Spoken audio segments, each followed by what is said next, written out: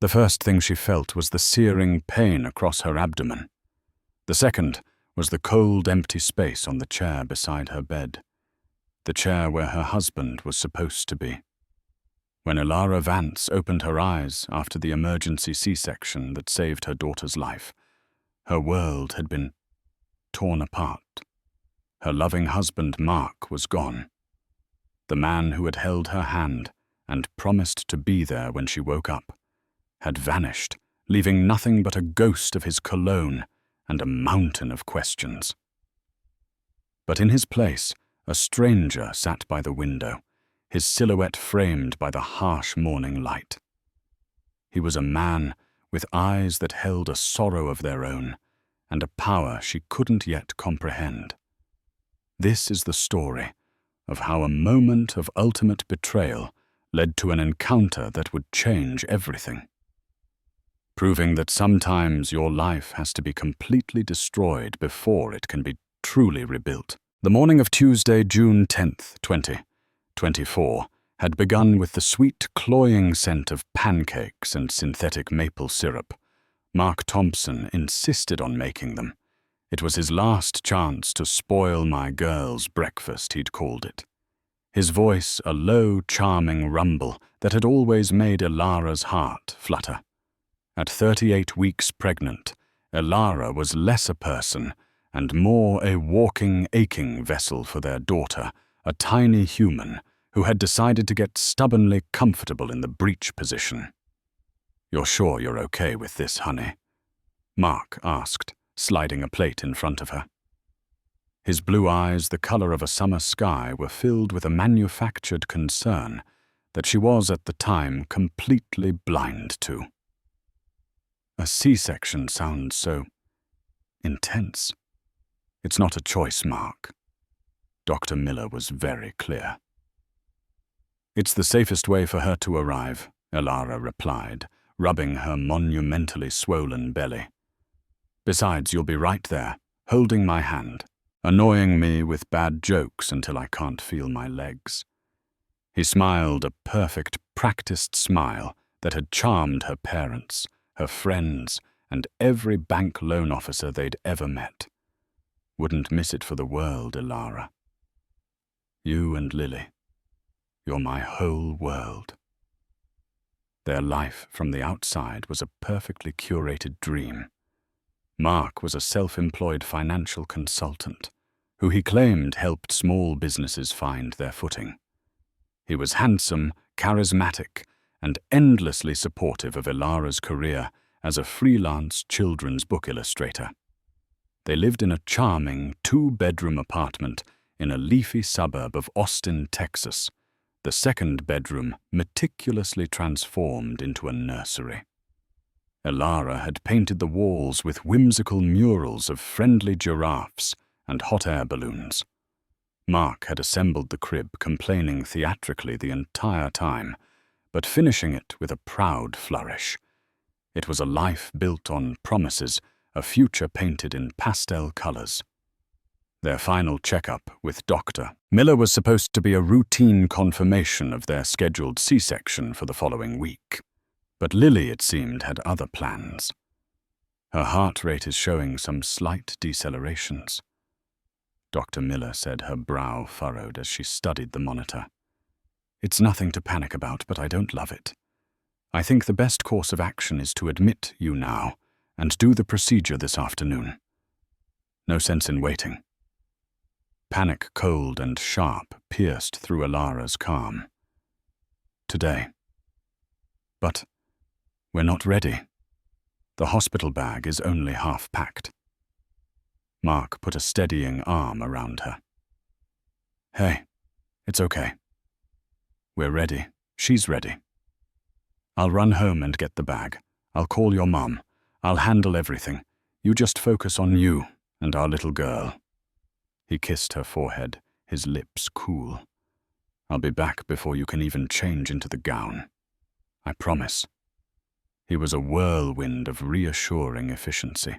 He spoke with the nurses, signed the initial consent forms with a confident flourish of his pen, and gave Elara one last lingering kiss. I love you more than words can say. See you in a few hours, Mama." As they wheeled her down the sterile corridor toward the pre-op room, Elara clutched his promise like a talisman. The bright fluorescent lights overhead blurred into streaks. She thought of his smell, a mix of expensive cologne and the faint scent of the coffee he always drank.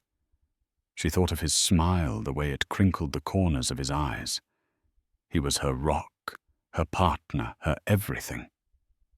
The fear of the surgery was a distant hum, muffled by the absolute certainty that Mark would be there, waiting on the other side. The anesthesiologist, a kind man named Dr. Chen, talked her through the spinal block. A sharp sting, a spreading warmth, and then nothing. A strange, disconnected numbness from the waist down. The blue surgical curtain went up a stark barrier between her and the reality of the operation.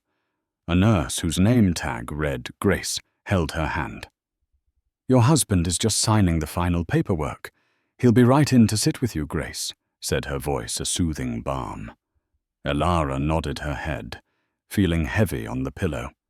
She stared at the door, expecting to see Mark's familiar, handsome face appear any second. The doctors were talking in low, professional tones. The beeping of the monitors was a steady rhythm. Any minute now. He'd be here. He had promised. "Is he coming?" she murmured, a sliver of anxiety cutting through the medication's haze. "Just a moment, sweetie.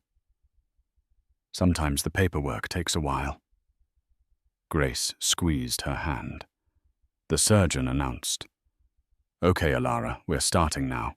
You're going to feel some pressure."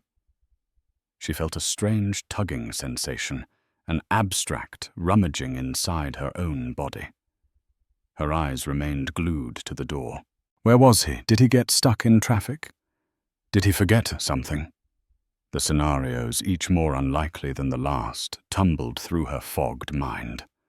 The logical part of her brain knew the hospital was a maze he'd probably just gotten lost. But a tiny cold seed of dread began to sprout in her gut. Then a sound cut through everything. A thin, furious wail. "Here she is, Dr. Miller," announced cheerfully. "A beautiful, healthy baby girl. 7 pounds, 2 ounces. Tears welled in Elara's eyes as they lowered a squirming, red-faced bundle over the curtain for her to see. Her daughter. Lily. She was perfect. Elara reached out a trembling hand to touch her cheek, a wave of love so powerful it stole her breath. She turned her head instinctively to the chair beside her, to share this perfect universe-altering moment with her husband. The chair was empty. "Mark," she whispered, her voice cracking. The anesthesiologist was already administering the next medication. "Okay, Elara, we're just going to give you something to help you rest now, while we finish up." A heavy, syrupy blackness began to creep in at the edges of her vision. Her last conscious thought was not of her beautiful new daughter, but of that empty chair. The cold, stark emptiness of it. A promise broken before it was even tested. Waking up was a slow, painful crawl out of a deep, dark well. Elara's first sensation was a fire ripping across her midsection, a pain so profound it felt like she'd been split in two. Her throat was parched, her eyelids heavy as lead. She could hear the rhythmic beep of a machine, the distant murmur of voices, and beneath it all, the faint, intermittent cry of a newborn. Lily. The thought of her daughter was the one clear thing in the fog. "Mark." She croaked, her voice a dry rasp. She tried to push herself up, but the pain slammed her back down against the starchy pillows. Her eyes fluttered open, struggling to adjust to the dim light of the private recovery room. The beeping machine was beside her, an IV line snaking into her arm. Across the room, in a clear plastic bassinet, lay a tiny swaddled form. Lily. Safe. But the chair beside her bed, the husband's chair, was still empty. A profound and terrifying stillness filled the room.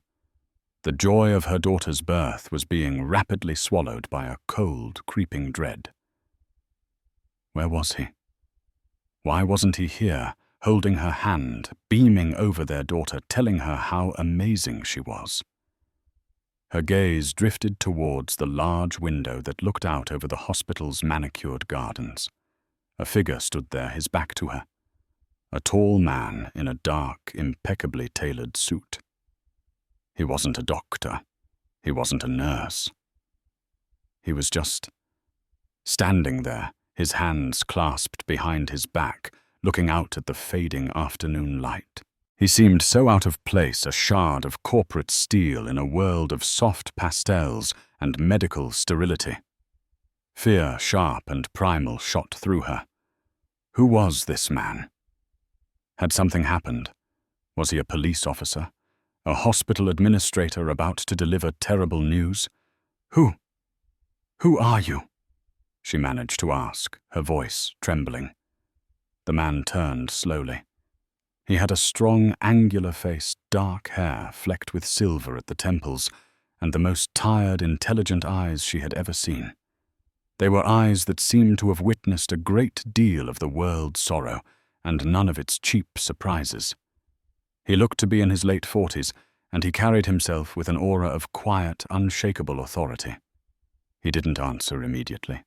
Instead, he walked over to the water pitcher, poured a glass with a steady hand, and brought it to her, placing the straw gently to her lips. "Drink this," he said. His voice was deep and calm, a low baritone that commanded attention without demanding it. She took a few sips, the cool water a balm on her raw throat. "Where is my husband? Where's Mark?" Before the stranger could reply, the door opened and Nurse Grace bustled in, her cheerful demeanor slightly strained. "Elara. You're awake. How are you feeling, honey? Pain level 1 to 10. Where is Mark?" Elara repeated, her voice rising with hysteria. "Nurse Grace, please, what's going on? Who is this man?" Grace's smile faltered. She glanced at the man in the suit, a silent, complicated exchange passing between them. She came to Elara's side, taking her hand. It was the same hand she had held during the surgery. "Elara, I need you to take a deep breath for me," she said, softly. "Your daughter Lily is perfectly healthy. You did wonderfully. But there's something you need to know." Elara's heart hammered against her ribs. "What, is he okay? Was there an accident?" Grace shook her head, her expression a mixture of pity and anger. "No, there was no accident. Elara." Mr. Thompson left. The words didn't compute. They were just sounds, meaningless and absurd. "Left. What do you mean, left to go where? To get a coffee?" "He left the hospital," Grace said, her voice dropping. After he signed the final consent forms in the pre-op waiting area, he walked out the main entrance. He turned his phone off. "He's gone." Elara stared at her, a strangled laugh escaping her lips.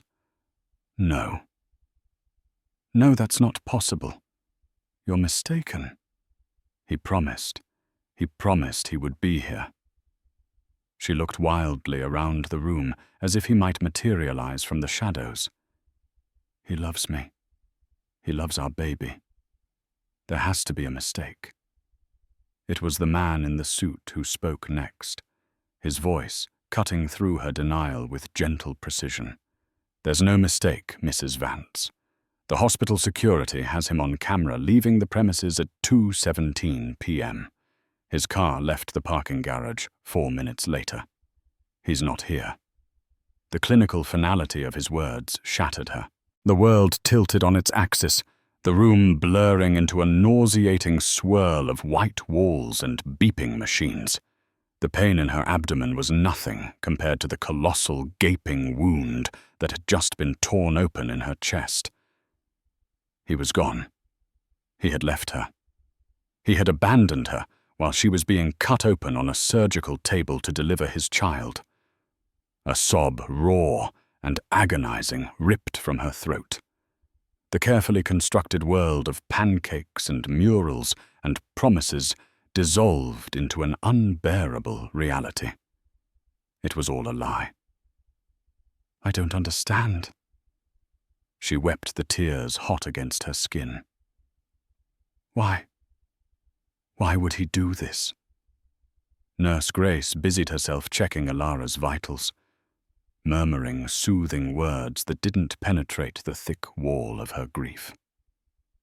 It was then that Elara looked again at the stranger, the man who had no reason to be in this room witnessing the most humiliating and devastating moment of her life. "Why are you here?" she whispered.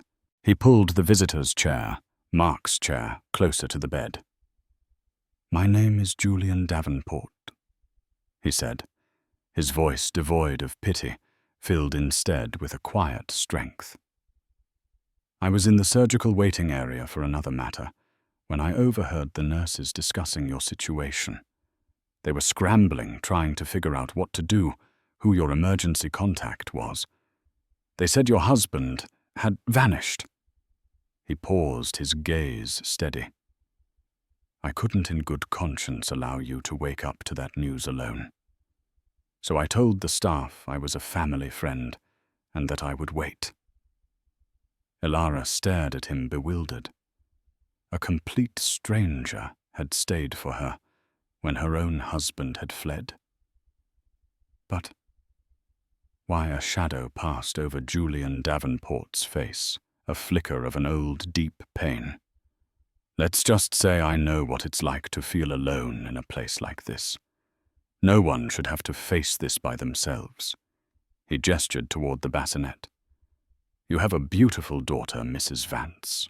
Right now, she's all that matters. The rest we can figure out later." He wasn't offering platitudes or easy comfort. He was offering a lifeline. In a room defined by an absence, his presence was a strange, solid, and utterly inexplicable anchor. Elara Vance, new mother and abandoned wife, clung to it as she began to drown. The next 3 days in the hospital were a blur of physical pain and emotional numbness. Elara moved through the motions of motherhood in a haze. She learned to breastfeed her daughter Lily, latching on with a fierce primal instinct that was both beautiful and heartbreaking. She learned to change a diaper, to swaddle, to interpret the subtle nuances of a newborn's cry. Each task was a small victory, a tiny step forward on a path she couldn't see. But every time she looked at Lily's perfect sleeping face, a fresh wave of grief would hit her. Mark was missing this. He had chosen to miss this. Julian Davenport was a constant, unobtrusive presence. He never stayed for long, but he appeared each day like clockwork. He brought her coffee that was leagues better than the hospital's brew. He brought a set of exquisitely soft baby blankets and a plush toy sheep for Lily.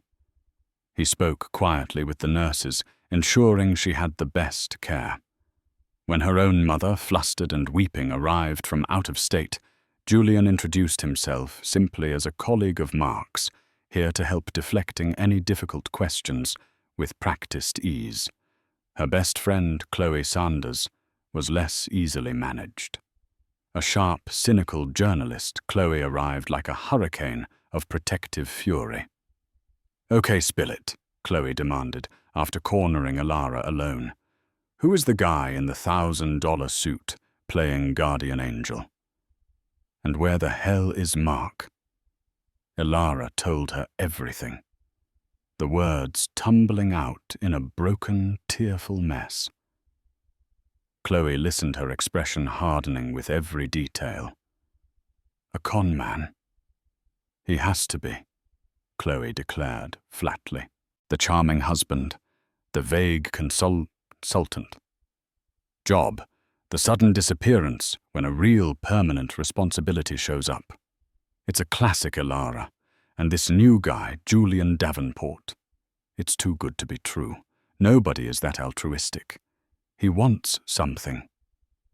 He's just being kind, Elara whispered, though a part of her echoed Chloe's suspicion. Rich, powerful men are rarely just kind, sweetie. Be careful. On the day of her discharge, the full terrifying reality of her situation crashed down. Julian had arranged for a car service to take her home, but as she stood on the threshold of the apartment she had shared with Mark, she felt a profound sense of dread. The air inside was stale, holding the ghost of his presence. The pancake-scented morning felt like a lifetime ago. The first clue was subtle. A drawer in their shared dresser was empty. His favorite watch was gone from its stand. His dop kit was missing from the bathroom. He hadn't just left the hospital, he had packed. The second clue was a sledgehammer. Panicked Elara logged into their joint savings account, the account that held the money from the sale of her late grandmother's house, the money that was supposed to be their nest egg, Lily's college fund. The balance was $17.42. A transaction history from the day of Lily's birth showed a single massive wire transfer to an offshore account in the Cayman Islands. He had cleaned them out. Every last cent. Elara sank to the floor, the baby carrier beside her, a guttural sound of pure despair escaping her lips. It wasn't just that he had left. He had systematically destroyed her. He had robbed her, not just of a future, but of a past. Her phone rang. It was Julian. Elara. I'm just checking in. Are you and Lily settled? He took it all, she choked out. Julian. He took all the money. There's nothing left. There was a pause on the other end of the line. Not of surprise, but of grim confirmation. I suspected as much. Elara. I want you to listen to me very carefully. Do not stay in that apartment tonight. It's not safe. Not safe. What are you talking about? A man who plans an exit like this is meticulous. He doesn't just take the money you know about. Your name is likely on credit cards. You're unaware of loans you never co-signed for. The people he owes money to won't care that he's gone. They will come looking for you. Pack a bag for you and Lily. A car will be there in 30 minutes to take you to a furnished corporate apartment I keep downtown. No one will find you there. His voice was calm, but the underlying urgency was terrifying.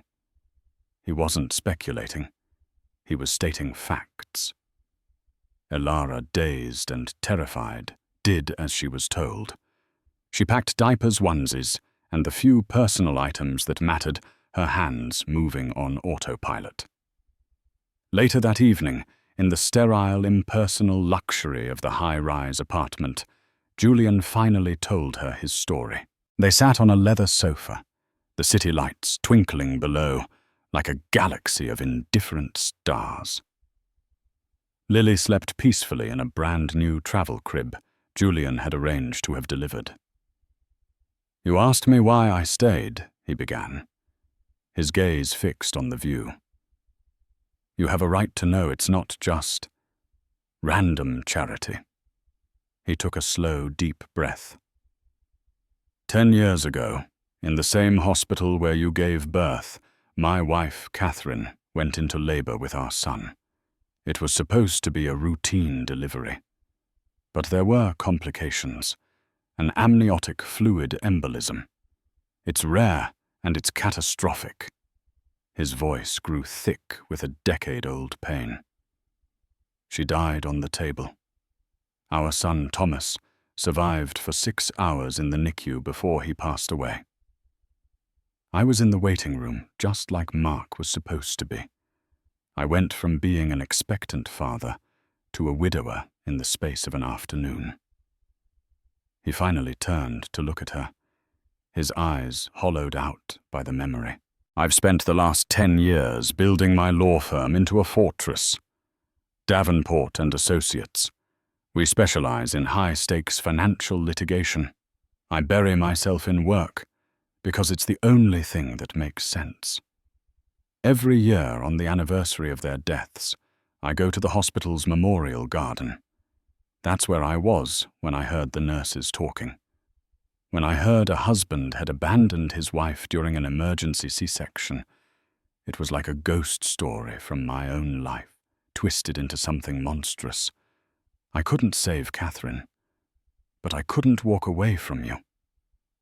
Elara finally understood. It wasn't pity. It wasn't a strange, romantic overture.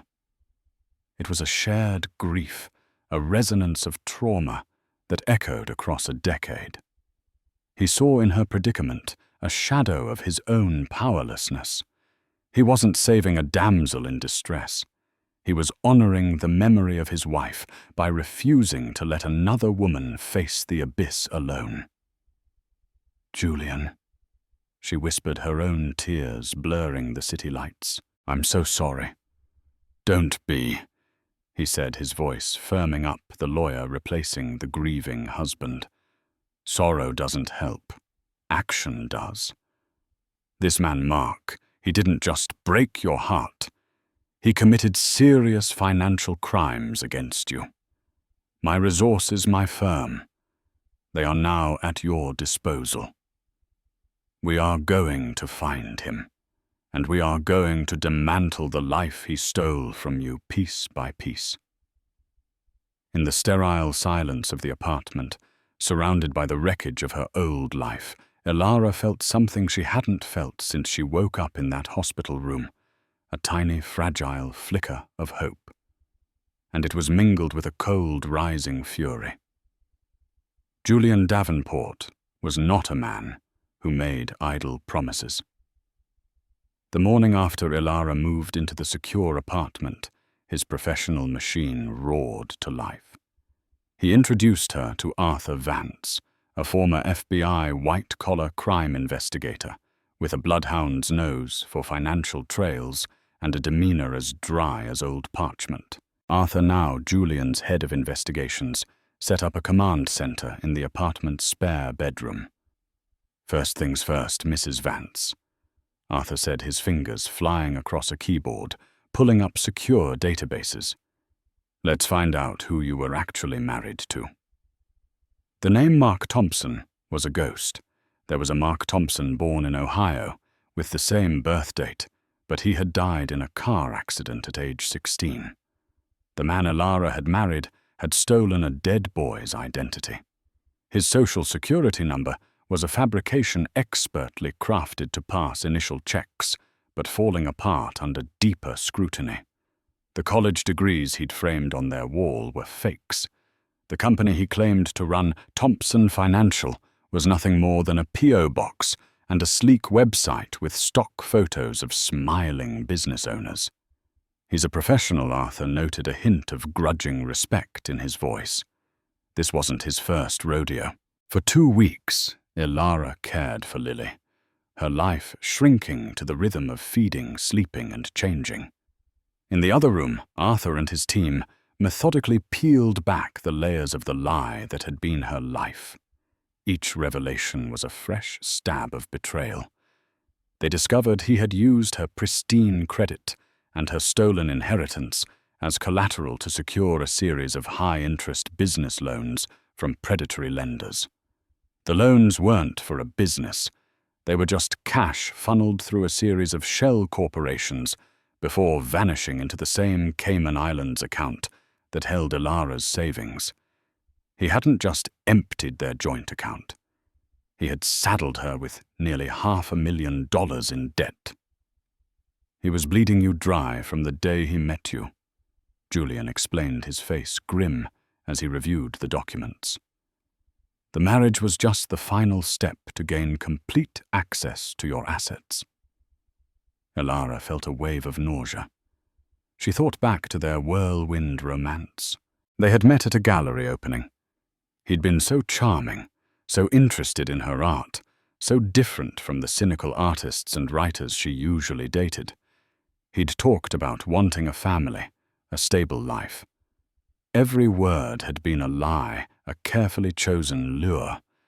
She hadn't been a person to him. She had been a mark.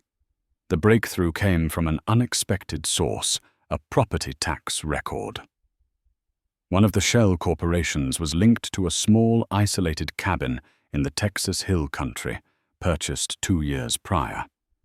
It was the one asset he hadn't liquidated. People like this, they always think they're smarter than everyone else, Arthur mused. They need a bolt hole, a place off the grid. He probably thinks no one could ever find it. But the biggest discovery was yet to come. While cross-referencing names associated with the shell corporations, Arthur found a recurring signature on several documents, Isabella Rossi. A quick search brought up a photo. Elara's breath caught in her throat. She was beautiful with sharp features and raven black hair. Elara had seen her before. At the gallery. The night I met Mark. Elara whispered, a memory surfacing. She was there. I remember him talking to her. He said she was just another art dealer. Arthur dug deeper. Isabella Rossi had a record of her own arrests for fraud and forgery in 3 different states. She was a known associate of several high-level con artists, and her social media, though recently scrubbed, held one damning clue in its cached data. A photo from 6 months ago tagged in Cancun. In it, she was laughing on a beach, her arm around a man. The man was Mark, and on her finger was a diamond ring that looked remarkably similar to the one he had given Elara. They weren't just lovers, they were partners, a professional team who preyed on lonely, financially stable women. Elara was just their latest victim. Her pregnancy hadn't been a joyful surprise. It had been an inconvenient complication, a ticking clock that had forced them to accelerate their exit strategy. The emergency C-section, Elara realized with a sickening lurch, hadn't been a crisis for him. It had been a gift-wrapped opportunity to disappear without a scene. "We have his real name now," Arthur announced, pointing to a name on Isabella's rap sheet, listed as a known alias. Michael Croft. And with that name we've found a digital footprint he thought he'd erased. Suddenly, the ghost in the machine had a face, a name, and a history. Michael Croft, a career criminal who had moved from city to city, leaving a trail of broken hearts and empty bank accounts. That evening, Julian sat with Elara after Lily was asleep. The evidence was laid out on the coffee table, a web of deceit so intricate it was almost brilliant. "I was so stupid," Elara said, her voice hollow. "I believed every word." "You weren't stupid," Julian countered, his voice firm. "You were trusting. These people are predators, Elara. They are experts at exploiting the best parts of human nature. Hope, trust, the desire for love. This is not your fault. This is his crime." He slid a document across the table. It was a formal petition to the court.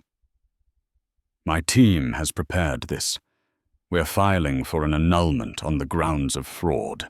We're filing a multi-million-dollar civil suit against Michael Croft and Isabella Rossi. And we are turning over everything we've found to the district attorney's office. This isn't just about getting your money back. It's about ensuring he can never do this to anyone else." Elara looked at the papers, her name printed in stark black ink. For the first time, she saw a path forward. It was a path paved with legal battles and painful truths, but it was a path.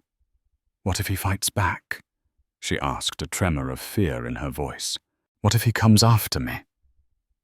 After Lily. Julian's expression was cold, hard steel. Let him try.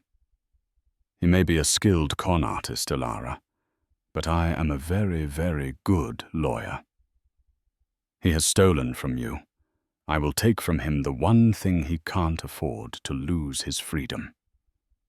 Armed with Michael Croft's real identity, Julian's team moved with breathtaking speed and precision. They were no longer chasing a ghost. They were hunting a man. Working with contacts in federal law enforcement, they put a flag on his passport and issued alerts to financial institutions worldwide. They used cell tower data from a burner phone he'd carelessly used once to call Isabella, triangulating their likely location to a luxury condo complex in Miami, a city known for its transient population and easy flow of cash. The civil suit was filed, and with it a motion for an emergency injunction to freeze any known assets linked to Croft and Rossi. A judge, seeing the mountain of evidence, granted it immediately. The net was tightening. Elara felt a grim satisfaction watching Julian work. He was a force of nature in a courtroom, a whirlwind of motions, arguments, and legal strategy. But as the legal pressure mounted, Michael Croft did something no one expected. He didn't run further. He didn't hide. He fought back. The first contact was an email sent from an encrypted, untraceable address. It arrived not in Julian's inbox, but in Elara's. Subject: a little advice, Elara. You're making a very big mistake. Your new friend in the fancy suit thinks he's clever, but he doesn't understand the world I live in. The money I borrowed wasn't from a bank. The people I owe are not reasonable. They don't care about court orders. They care about repayment. Call off your lawyer. Drop the suit. If you don't, I will have no choice but to give my associates your new address. They will be very interested to know that the wife of the man who owes them $500,000 is being protected by a millionaire. They will see you and our daughter as collateral, an easy way to get what they're owed. This is your only warning. Walk away. M. The blood drained from Elara's face. It wasn't a plea or a negotiation. It was a threat, cold and direct, aimed at the one thing in the world she couldn't bear to lose: Lily. She showed the email to Julian, her hands shaking so badly she could barely hold the phone. His face was a mask of controlled fury. He's bluffing. He's a coward trying to scare you into submission. Are you sure? Elara cried. Julian, these sound like dangerous people. What if he's not bluffing? I can't risk Lily's safety. I'll drop everything. He can have the money. I don't care anymore. Julian took her by the shoulders, his grip firm but gentle. Elara, listen to me. This is a classic tactic. He's cornered, so he's lashing out. He's trying to turn our strength, my resources, into a weakness by making me a target. If we back down now, he wins. He gets away with everything, and he will have a hold over you for the rest of your life. We don't back down. We press harder. He immediately brought in a private security detail. 2 discreet professional guards were stationed in the lobby of the apartment building. Another began driving Elara to her doctor's appointments. The freedom she was just beginning to feel was once again curtailed, but this time the cage felt like a sanctuary. Julian's response to the threat was not defensive. It was a brutal, overwhelming legal assault. He filed the email with the court as evidence of witness tampering and extortion. He used it to get an emergency protective order issued against Michael Croft.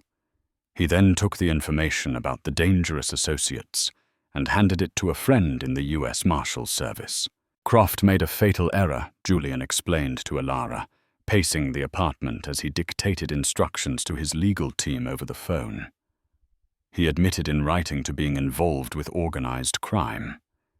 He thinks he's threatening us with his dangerous friends. In reality, he just gave us the leverage to bring a whole new level of federal attention down on his head. He's not just a con man anymore. He's a conspirator. The move was brilliant.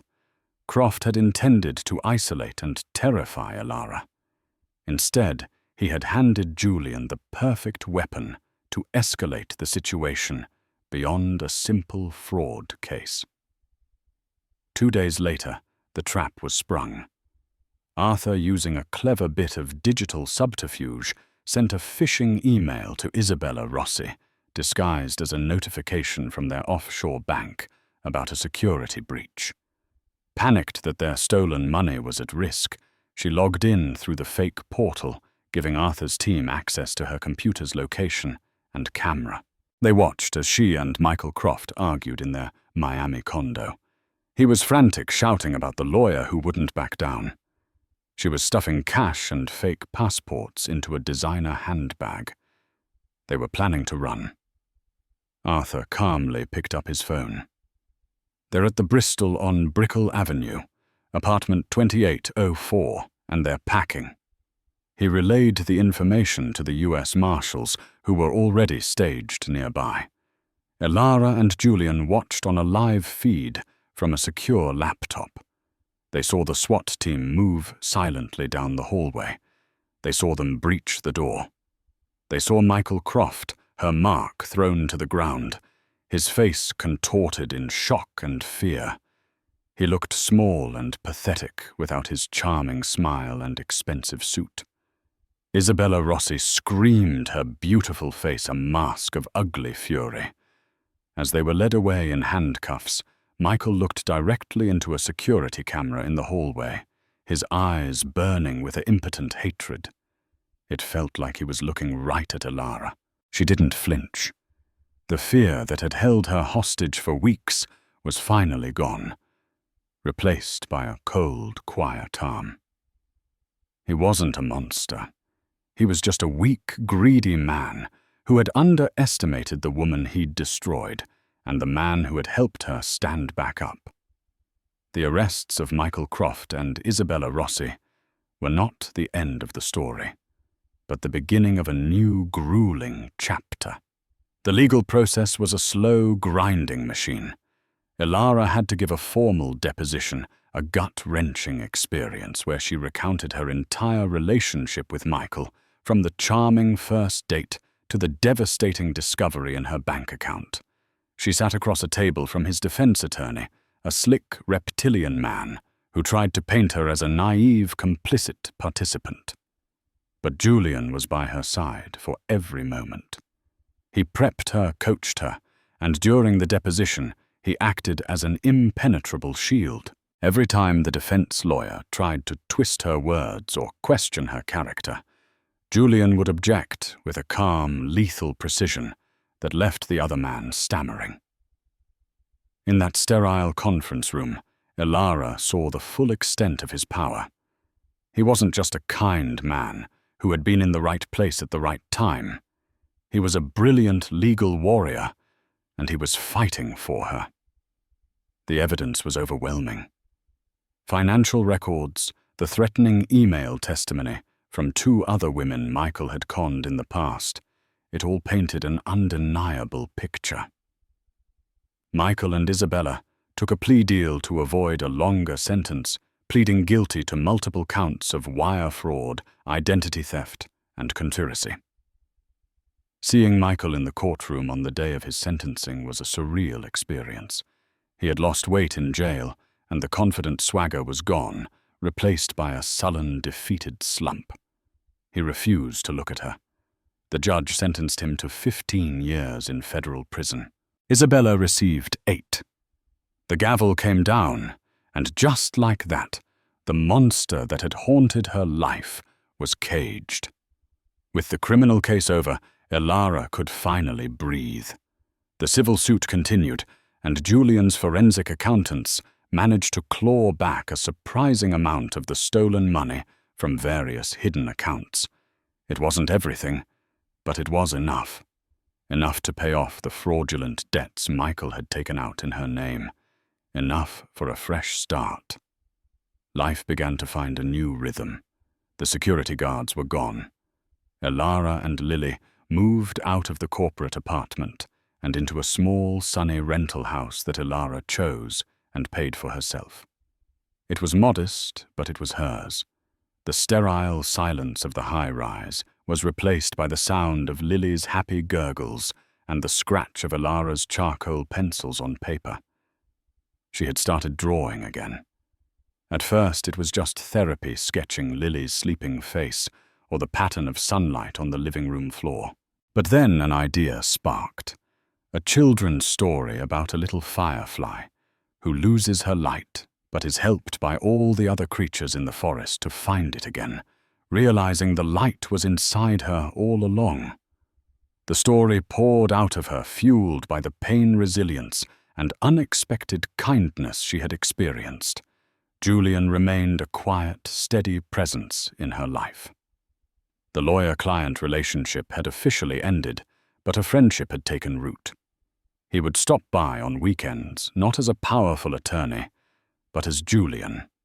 He'd hold Lily his large, capable hands, surprisingly gentle. He'd talk to Elara for hours, not about legal strategy, but about art books and the simple everyday challenges of raising a child. He talked more about Catherine sharing stories of his late wife with a gentle nostalgia that was no longer sharp with pain. And Elara found herself talking about her own hopes and fears, sharing parts of herself she had kept hidden, even from Michael. There was a comfortable, unforced intimacy between them, a bond forged in crisis and tempered by mutual respect. One sunny afternoon, as they sat on a blanket in the park, watching Lily attempt to crawl, Julian looked at Elara, a soft smile on his face. "You know," he said, "when I first saw you in that hospital room, you looked so broken. I wanted to fix everything for you." He paused, watching, as Lily triumphantly rolled onto her stomach. "But I was wrong. I didn't fix anything. I just gave you the tools. You're the one who rebuilt your entire world, Elara. You're the strongest person I've ever met." Tears pricked Elara's eyes, but for the first time in a long time they weren't tears of sadness or fear. They were tears of gratitude. She had been a victim. She had been betrayed and abandoned at her most vulnerable moment. But she wasn't broken. She was a survivor. And for the first time she looked at the man beside her and saw not a savior, but a partner, an equal. And she realized with a quiet jolt of certainty that this was just the beginning. 1 year to the day. 365 rotations of the earth since Elara had woken up in a sterile hospital room, her body bisected by a surgeon's scalpel, and her life cleaved in two by a devastating betrayal. Today, there was no scent of antiseptic, only the rich, smoky aroma of grilled hot dogs and the sweet, sugary perfume of a slightly lopsided homemade birthday cake. The small backyard of her modest rental house, the first place that had ever truly felt like her own, was a vibrant chaos of color and sound.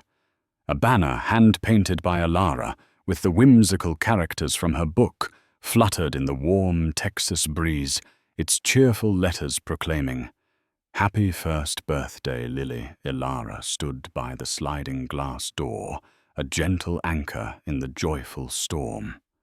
In her arms, Lily squirmed with delight, her dark curls bouncing her face, a sticky tableau of chocolate frosting. She was the epicenter of this celebration, the tiny, perfect human around whom Elara's new universe revolved. A year ago, she was a fragile, wailing bundle in a plastic bassinet. Today she was a personality, a determined, giggling force of nature who had just triumphantly smeared cake on her mother's cheek for the third time. Across the lawn, a scene unfolded that felt both miraculous and perfectly profoundly normal. Julian, stripped of his usual courtroom armor of bespoke suits and silk ties, wore a simple grey polo shirt and a pair of faded jeans. He had a smudge of ketchup on his cheek that mirrored Lily's frosting, and he was laughing a deep, genuine sound that crinkled the corners of his tired, intelligent eyes. He was no longer the solemn stranger from the hospital, the powerful millionaire lawyer. Here in her backyard, he was simply Julian, the man who was patiently showing a group of mesmerized toddlers how to properly toast a marshmallow on a stick without setting it on fire. Her best friend Chloe sidled up to her, a plastic cup of lemonade in hand. Her sharp, journalistic cynicism had softened over the past year, worn down by the undeniable evidence of Julian's quiet, steadfast decency. If you had told me a year ago, Chloe began her voice low as she watched Julian expertly mediate a dispute over the last hot dog bun, that you'd be here in your own house with a best-selling book and a pet millionaire who's apparently also a toddler whisperer, I would have had you committed. She shook her head, a slow smile spreading across her face. But look at you, Elara. You're not just surviving. You're glowing. It doesn't feel real sometimes. Elara admitted, her gaze drifting from Lily's happy face to Julian's. Oh, it's real, Chloe said, bumping her shoulder gently. He's the real deal, and more importantly, you are. I've never been prouder of you. Later, Elara's mother Susan found her by the makeshift gift table. The anxious, weeping woman who had rushed to the hospital a year ago was gone, replaced by a grandmother radiating pure contentment. He's so good with her, Susan whispered, watching Julian help Lily navigate the unfamiliar texture of grass between her bare toes. He's so good with you. After what that monster did, I never thought you'd trust a man again. I prayed you'd find someone kind, but I never dared to pray for someone like him. Me neither. Elara said, her throat tight with emotion. The word monster barely registered anymore. Michael Croft had shrunk in her memory.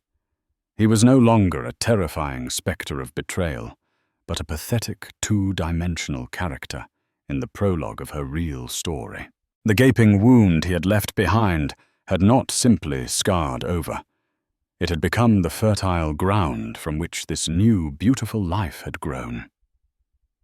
Her book, Lily's Light, was a testament to that, a story born from the darkness about a little firefly who thinks her light has gone out only to discover, through the help of her friends, that it was shining inside her all along. It was a story of her own healing, written in charcoal and pastel, for the entire world to see. As the sun began to dip below the horizon, painting the sky in hues of orange and violet, the guests began to depart, leaving a happy wreckage of paper plates and wrapping paper in their wake. After settling a now exhausted Lily into her crib for the night, Elara returned to the backyard to find Julian quietly cleaning up stacking plastic chairs and gathering discarded napkins. They worked in a comfortable, practiced silence, a domestic rhythm they had fallen into over the months. When the last of the mess was cleared, he took her hand and led her to the small wooden porch swing he had assembled for her as a housewarming gift. The fireflies, as if on cue, began their nightly performance, blinking their silent, magical language in the deepening twilight. For a long while, they just swung the gentle creak of the chains, a soothing metronome. It's amazing what can change in a year, Elara said, finally. her voice barely a whisper as she leaned her head against his shoulder. His arm came around her, a familiar, comforting weight. "Some things don't change," he replied, his voice a low rumble beside her ear. "A year ago, I saw a woman who was fiercely protective of her daughter and deserved the world. Today I see the same woman, only now she's gone out and built that world for herself." He turned his head, his gaze incredibly soft in the dim light. "You know, when Catherine and I talked about having a family, this is what I imagined. The chaos, the laughter, the sticky fingerprints on everything. I thought that part of my life was over, a door that had been permanently closed and locked. You and Lily, you didn't just open it again. You knocked the whole wall down." The vulnerability in his voice touched her more deeply than any grand declaration ever could. This wasn't a one-way street of him saving her. They had been two solitary souls, hollowed out by grief and betrayal, who had somehow found a way to heal each other. "Julian," she said, sitting up to face him properly, "I was so lost. You did more than just offer me legal help. You gave me a safe place to land, but you never made me feel like I couldn't learn to fly again on my own. You saw me not as a victim, but as a person. I don't think I ever properly thanked you for that." "There's nothing to thank me for," he said earnestly. "Seeing you become the person you are today has been the greatest privilege of my life." He reached into the pocket of his jeans and pulled out a small, simple box. Elara's heart gave a nervous little skip, but she knew somehow it wasn't a ring. That wouldn't be his style. It was too conventional, too much like a transaction. He opened it. Nestled on a bed of black velvet was a single sterling silver key, intricately carved with a small lily flower at its head. "I know how much this house means to you," he began, his voice steady and sincere. "You earned it. You paid for it with your talent, your pain, and your resilience. It is your sanctuary, and the last thing I would ever want to do is make you feel like I was taking over." That's what he did. He took. He carefully lifted the key from the box and held it out to her on the palm of his hand. "This isn't me asking to move in. This isn't me laying a claim. This is me asking you to let me in. It's a key, Elara.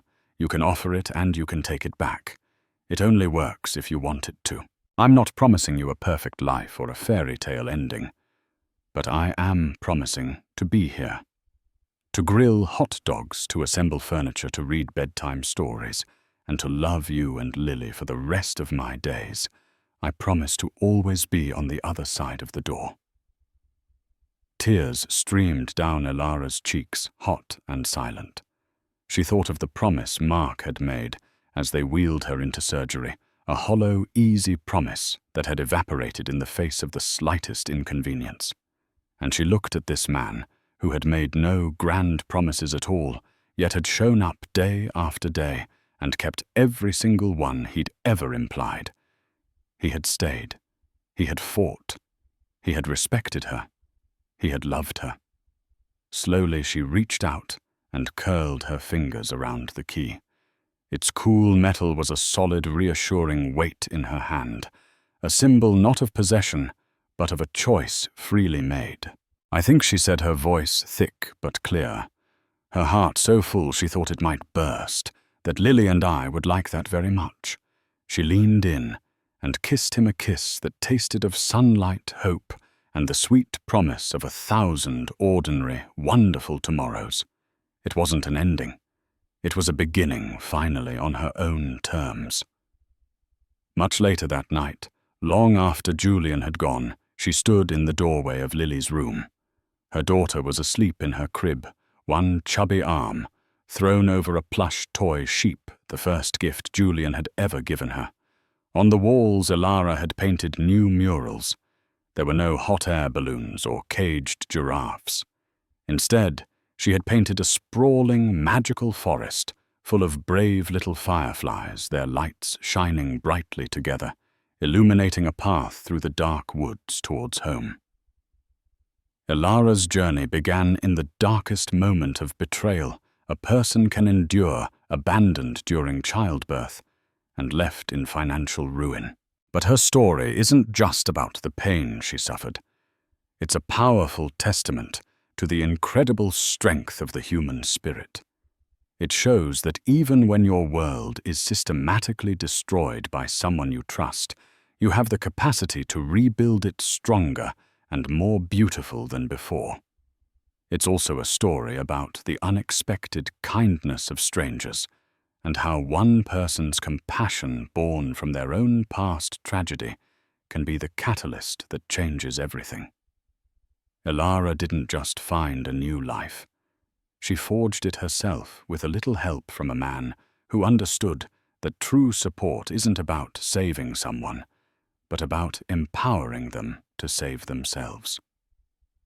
If Elara's incredible story of survival resilience and finding love after heartbreak moved you, please show your support by hitting that like button. Share this video with someone who might need a reminder of their own inner strength. And don't forget to subscribe to our channel for more real-life stories that will inspire you and touch your heart. Thank you for listening.